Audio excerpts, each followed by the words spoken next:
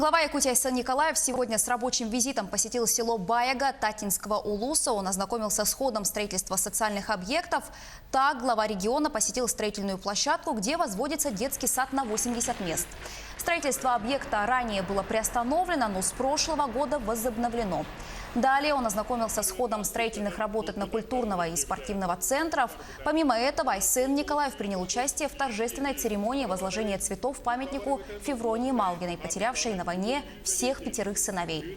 Также Айсан Николаев принял участие в заседании оргкомитета, посвященной 75-летию выдающегося хранителя народных традиций Бориса Неустроева Мандар Ус, где были намечены различные мероприятия, посвященные этой дате. У нас в этом году большой праздник в Татинском улусе, в целом в республике 75 лет нашего выдающегося хранителя народных традиций Бориса Федоровича Неустроева Мандарус. И как раз я сегодня участвовал в проведении оргкомитета, где мы наметили ряд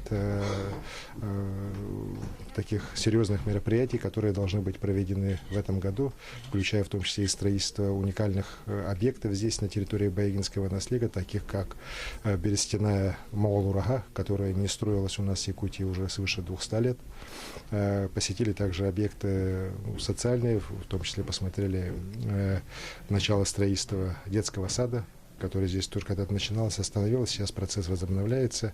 Конечно же, есть вопросы благоустройства населенного пункта, но я считаю, что все это в рамках и юбилейных мероприятий, и в целом в рамках развития социального развития Татинского улуса эти вопросы все у нас будут решаться.